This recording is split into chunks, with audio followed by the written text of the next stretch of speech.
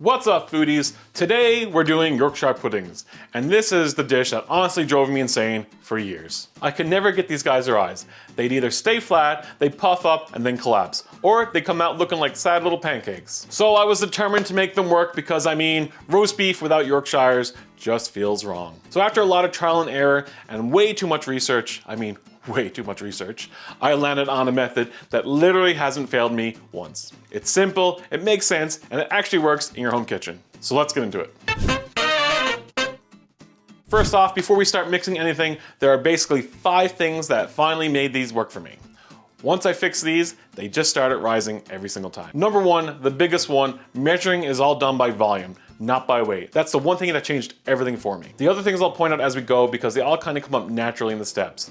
But the volume thing is the first thing that fixed years of failures. I used to weigh everything out like I was taught to with baking. But when you're measuring by volume, the eggs, the flour, the milk, all hitting the exact same line on the measuring cup, everything stays in balance no matter what. It doesn't matter how the flour settles that day, or what brand of milk you're using, or how big your eggs are. The ratios always line up. So this method basically removes all the guesswork. Crack 3 eggs into a measuring cup and look at the line they hit. Then just match that level with your flour and your milk. That's why this works. It keeps the batter consistent every single time.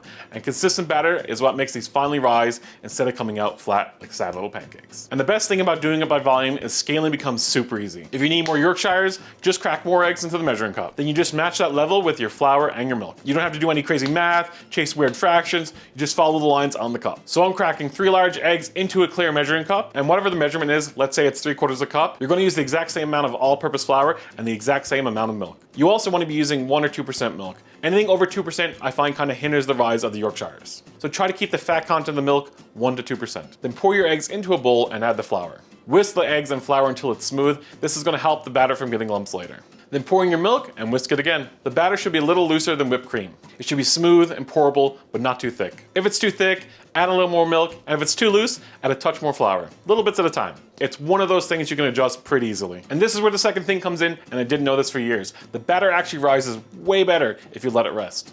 Who would have thought? I used to mix and bake it right away, and that's one of the reasons mine always came out flat. If you give it a couple hours on the counter or even overnight in the fridge, something happens to the batter. It settles, it hydrates, and the gluten relaxes. And that's when you get an amazing lift. Once I started resting my batter, that was another one of the things that finally made these work. So let's rest on the counter for 2 hours, and if I'm doing this ahead, I'll just stick it in the fridge overnight. Right before baking, add a good pinch of salt and whisk it one more time. I also like to put it into a pourable container. Set your oven to 450 degrees Fahrenheit, and make sure your convection fan is off. The fan can actually mess with how they rise. I've had them blow sideways or collapse too early.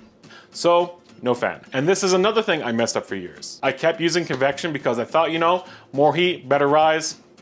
Doesn't work that way. The fan just shoves the batter around and they climb unevenly, or they just blow to one side and collapse. When you turn the fan off, the heat circulates nice and slowly, and the puddings climb straight up instead of fighting with the draft in the oven. Now place the empty muffin pan on a 1/4 sheet tray just to make it easier to get it in and out of the oven, and then place it into the oven for about 10 minutes. Now you want this hot, like really hot, because the heat is what helps them rise. Now pull the muffin pan out carefully, obviously, and add about 2 tablespoons of oil into each cup. Beef drippings are amazing if you got them, but regular high smoke point oil works totally fine. Then put them back in the oven and cook for another 10 minutes until the oil is shimmering or even lightly smoking. Like I said, if it's not ripping hot, those puddings won't rise. And there's another thing I didn't realize for way too long.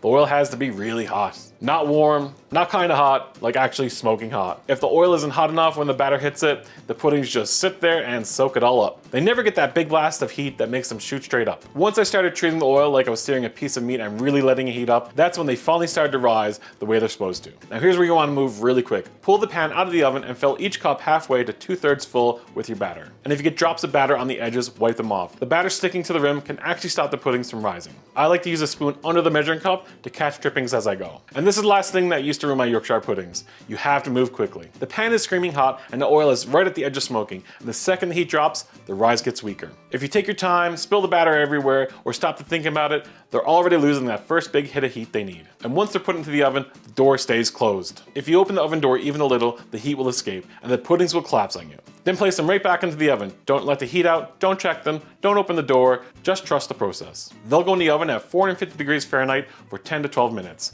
until they're tall and puffed. Once they hit that point, I drop the oven to 350 degrees Fahrenheit and I let them go for another 10 to 12 minutes, just so the color deepens and the structure sets. Dropping the oven temperature keeps them from collapsing and burning before they're done. Once they're done, I get them straight onto a cooling rack so the bottom stays nice and crisp. They come out tall, crispy on the outside, hollow on the inside, and that's exactly what you want. I haven't had a single batch fail me after using this method. And that's my fail-proof Yorkshire pudding method. This is the recipe I wish I had years ago instead of wasting tray after tray after tray of trying to figure these things out. These also pair really well with my weeknight roast beef recipe, video in the description below or somewhere here on screen. And that's it, you can finally master Yorkshire puddings. Let me know in the comments below if you finally got the rise after using this method. And if you like this video, give it a thumbs up, a subscribe down below, and until next time, FOOD-DEE out.